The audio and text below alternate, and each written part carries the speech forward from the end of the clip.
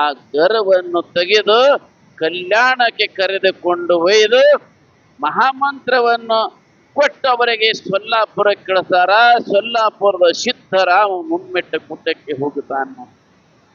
12,000 ದಂಡವನ್ನು ತೆಗೆದುಕೊಂಡು ಮುಮ್ಮೆಟ್ಟ ಗುಡ್ಡಕ್ಕೆ ಹೋಗ್ತಾನ.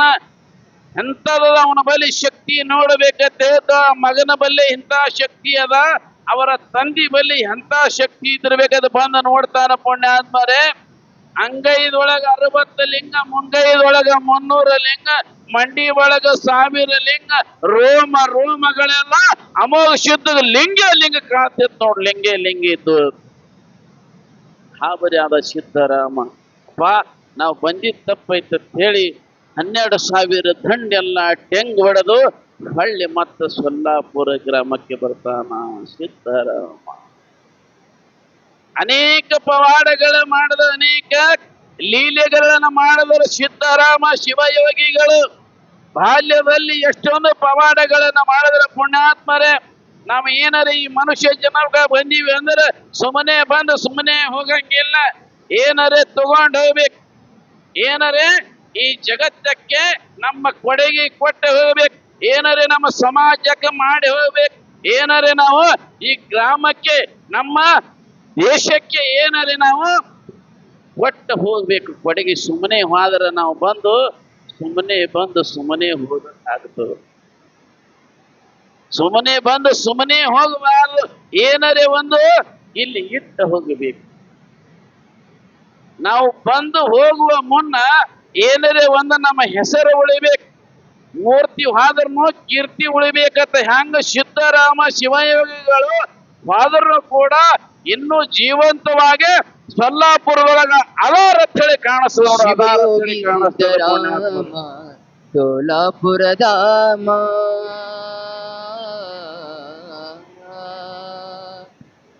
ಸ್ಮರಿಸುವೆ ನಿಮ್ಮಯ ನಾಮ, ಶ್ರೀ ಗುರು ಸಿದ್ದೇಶ್ವರ ಶಿವಯೋಗಿ ಸಿದ್ಧರಾಮ. ಸೋಲಾಪುರಧಾಮ ಶಿವಯೋಗಿ ಸಿದ್ಧರಾಮ, ಸೋಲಾಪುರಧಾಮ ಸ್ಮರಿಸುವೆ ನಿಮ್ಮಯ ನಾಮ, ಸ್ಮರಿಸುವೆ ನಿಮ್ಮಯ ನಾಮ, ಶ್ರೀ ಗುರು ಸಿದ್ದೇಶ್ವರ. ಓಂ ಸಿದ್ದೇಶ್ವರಾಯ, ಓಂ ಸಿದ್ದೇಶ್ವರಾಯ, ಓಂ ಸಿದ್ದೇಶ್ವರಾಯ. ಓಂ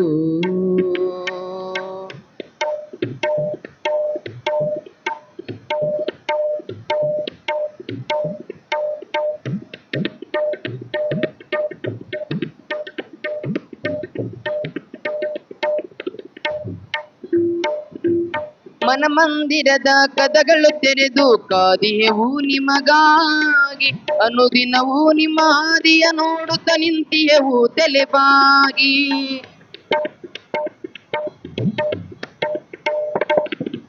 ಮನಮಂದಿರದ ಕದಗಳು ತೆರೆದು ಕಾದಿಯೆವು ನಿಮಗಾಗಿ, ಅನುದಿನವೂ ನಿಮ್ಮ ಹಾದಿಯ ನೋಡುತ್ತ ನಿಂತಿಯೆವು ತಲೆಬಾಗಿ. ಕೂಗಿ ಕರೆಯುವ ಶರಣರ ಆತ್ಮ ಬಂಧುವೆ ನೀನೆಂದು, ಶಿವಯೋಗಿ ಸಿದ್ಧರಾಮ ಸೋಲಾಪುರಧಾಮ. ಸ್ಮರಿಸುವೆ ನಿಮ್ಮಯ ನಾಮ, ಸ್ಮರಿಸುವೆ ನಿಮ್ಮಯ ನಾಮ, ಶ್ರೀ ಗುರು ಸಿದ್ದೇಶ್ವರ. ಓಂ ಸಿದ್ದೇಶ್ವರಾಯ, ಓಂ ಸಿದ್ದೇಶ್ವರಾಯ, ಓಂ ಸಿದ್ದೇಶ್ವರಾಯ. ಓಂ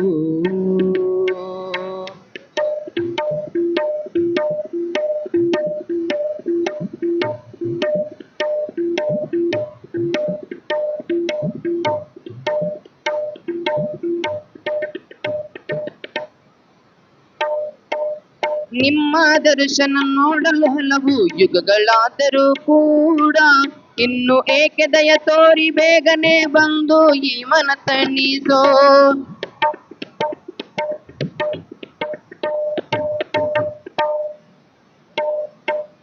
ನಿಮ್ಮ ದರ್ಶನ ನೋಡಲು ಹಲವು ಯುಗಗಳಾದರೂ ಕೂಡ, ಇನ್ನು ಏಕೆ ದಯ ತೋರಿ ಬೇಗನೆ ಬಂದು ಈ ಮನ ತಣಿಸೋ. ನಿನ್ನಾಗಲಿರಲಾರೆವು ತಂದೆ ಬಂದು ಸಲಹು, ಶಿವಯೋಗಿ ಸಿದ್ಧರಾಮ ಸೋಲಾಪುರಧಾಮ. ಸ್ಮರಿಸುವೆ ನಿಮ್ಮಯ ನಾಮ, ಸ್ಮರಿಸುವೆ ನಿಮ್ಮಯ ನಾಮ, ಶ್ರೀ ಗುರು ಸಿದ್ದೇಶ್ವರ.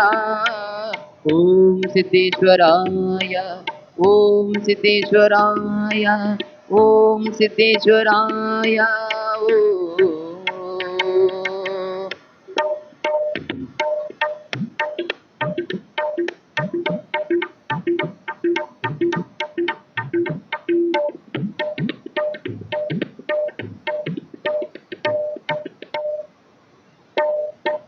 ಸರ್ವಾತರಗತ ಸದ್ಗುರುದೇವ ಶ್ರೀ ಸಿದ್ದರಾಮೇಶ್ವರ.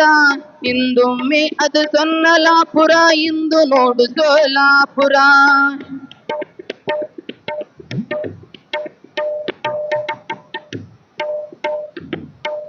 ಸರ್ವಾತರಗತ ಸದ್ಗುರುದೇವ ಶ್ರೀ ಸಿದ್ದರಾಮೇಶ್ವರ.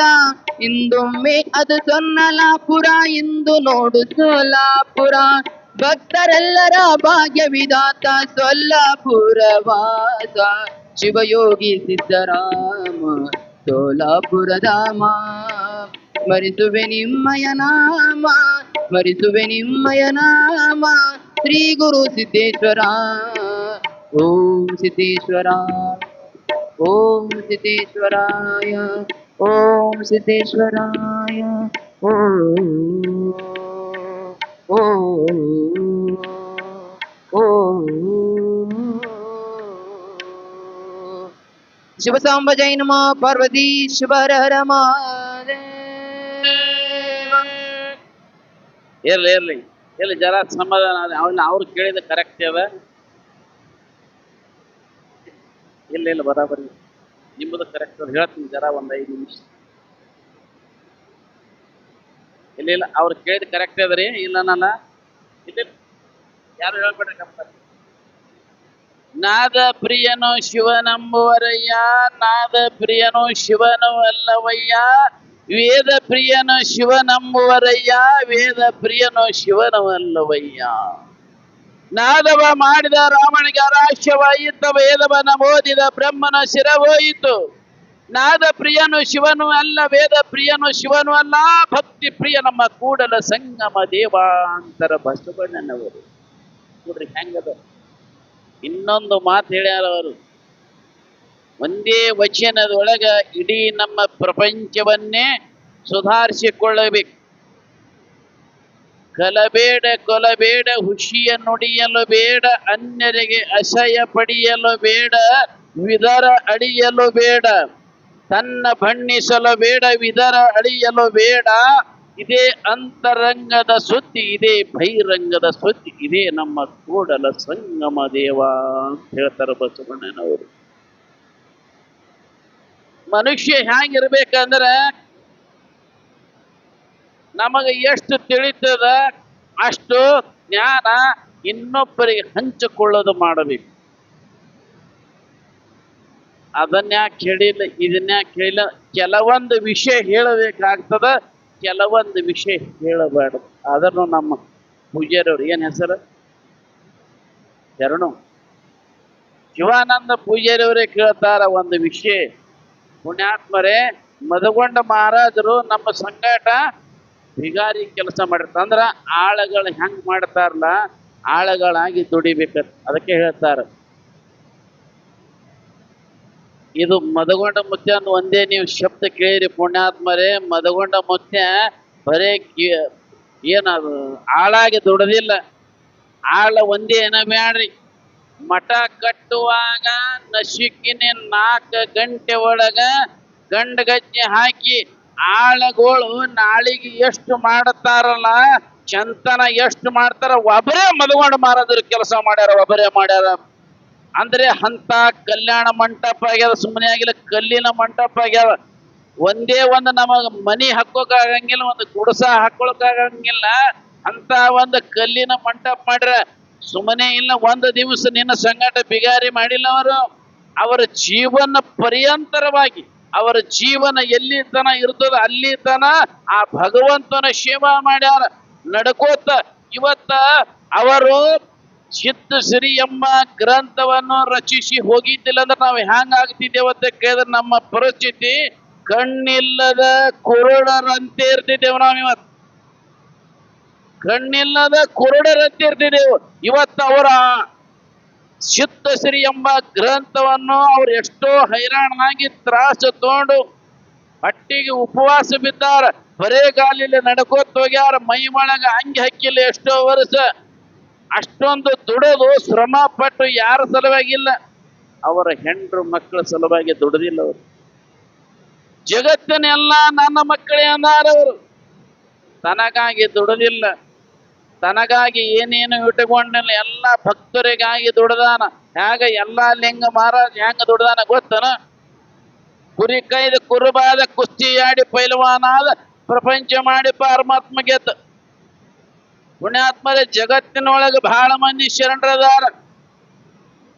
7 ಕೋಟಿ ಜಪವನ್ನು ಮಾಡಿ ಎಲ್ಲಾ ಲಿಂಗ ಆದ, ಎಲ್ಲಾ ಲಿಂಗ ಪ್ರಭು ಆದ. ಜಗತ್ತಿನೊಳಗೆ ಅವನ ಹೆಸರು ವಾಸಿ ಆಯ್ತು.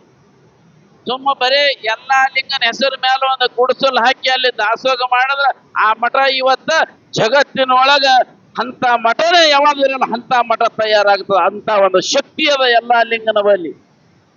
ಯಾಕದ ಅಂತ ಕೇಳಿದ್ರೆ ದುಡಿಮೆ ದುಡ್ಡಿನ ತಾಯಿ ಅಂತ ಹೇಳ್ತಾರ. ಯಾರು ಮೈ ಮುರಿದು ದುಡಿತಾರ, ಅದಕ್ಕೆ ಬಸವಣ್ಣ ಹೇಳ್ಯಾನ 12ನೇ ಶತಮಾನದಾಗ ಮೈ ಮುರಿದು ದುಡಿಯಂತದ ಕಲಿಬೇಕು. ಕಾಯಕವೇ ಕೈಲಾಸ ಆಗ್ತದೆ ಹೇಳ್ತಾರ ಅವರು.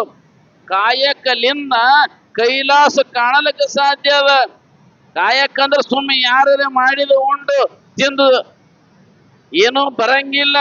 ಸ್ವಂತ ದುಡಿಮೆಯಿಂದ ದುಡಿದು ಯಾರು ದಾಸೋಗ ಸತ್ಕಾರ್ಯದೊಳಗ ಇಂಥದ್ರೊಳಗ ದುಡಿದು ಯಾರು ಭಾಗಿಯಾಗ್ತಾರಲ್ಲ ಅಂಥವ್ರಿಗೆ ಮಾತ್ರ ಆ ಭಗವಂತ ಎತ್ತಿ ಹಿಡಿತಾನ.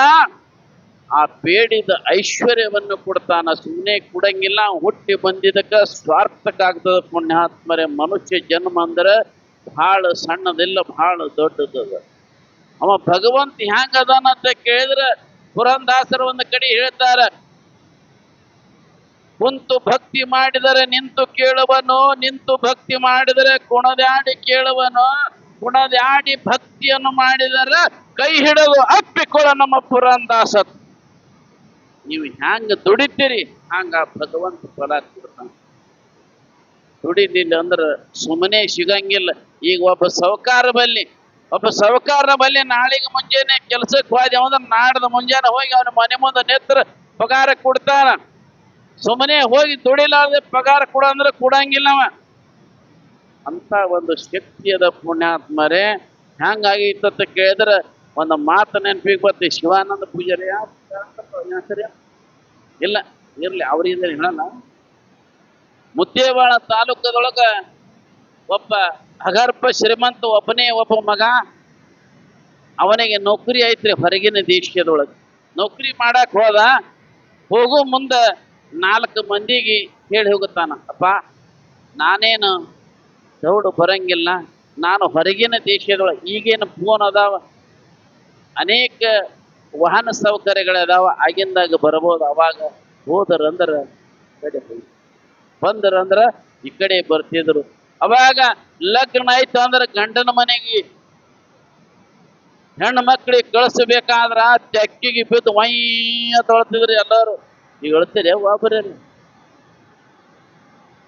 ನಕ್ಕೋತ್ ಹೋಗ್ತಾರ. ಈಗ ಒಬ್ಬರು ಹೇಳಂಗಿಲ್ಲ, ನಕ್ಕೋತ್ ಹೋಗ್ತಾರ. ಅವಾಗ ಅವ ಹಳ್ಳಕ್ಕತ್ತ, ನನ್ನ ತಾಯಿಗೆ ಬಿಟ್ಟು ಹೊಂಟ, ಯಾರೂ ಇಲ್ಲ, ನಾವು ಒಬ್ಬನೇ ಇದ್ದೀನಿ, ನನ್ನ ತಾಯಿಗೆ ಬಿಟ್ಟು ಹೊಂಟದೆ ಅಳ್ತಿದ್ದ.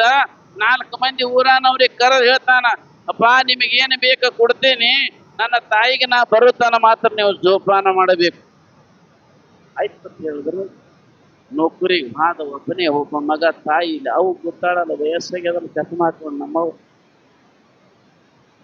ಒಬ್ಬಕ್ಕೆ ಎದ್ದಳು, ಒಬ್ಬನೇ ಮಗ ಮನೆ ಒಳಗೆ ಯಾರು ಇದ್ದಿದ್ದಿಲ್ಲ ಮಾರಿ, ನೌಕರಿಗೆ ಹೋಗಿ ಬಿಟ್ಟ.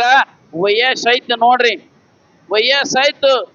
ಅವ ಸುಮಾರು ಒಂದು 4-5 ವರ್ಷ ಈ ಕಡೆ ಬರ್ಲಿಲ್ಲ. ವಯಸ್ಸಾಯ್ತು, ಯಾರು ಊಟಕ್ಕೆ ಹಾಕೋರಿಲ್ಲ, ಯಾರು ಜಳಕ ಮಾಡಿಸೋರಿಲ್ಲ. ಬಿದ್ದಲ್ಲೇ ಬಿತ್ತು ಮುದುಕಿ. ಹೆಂಗಾಯ್ತು ಅಂದ್ರೆ ಮನುಷ್ಯನಿಗೆ ಅನ್ನ ಇರ್ಲಿಲ್ಲ ಅಂದ್ರ ಏನು ಕಮ್ಮ ಆಗ್ತದೇವ? ಆಯುಷ್ಯ ಕಮ್ಮ ಆಗ್ತದೆ. ಅನ್ನ ಇರ್ಲಿಲ್ಲ ಅಂದ್ರೆ ಆಯುಷ್ಯ ಕಮ್ಮ ಆಗ್ತದೆ. ಇದಕ್ಕೆ ಅನ್ನ ಬೇಕು, ಆಹಾರ ನೀರು ಬೇಕು, ಇದನ್ನೆಲ್ಲ ಹಾಕಿದ್ರೆ ಮಾತ್ರ ಈ ಶರೀರ ಸುವರ್ಣವಾಗಿ ಕಾಳ್ತದ. ಇದಕ್ಕೇನು ಒಳಗ್ ಹಾಕ್ಲಿಕ್ಕಂದ್ರೆ ಇದು ಬಾಡ್ಲಿಕ್ಕೆ ಚಾಲು ಆಗ್ತದೆ. ಹ್ಯಾಂಗ ಗಿಡ ಒಣಗ್ತದ.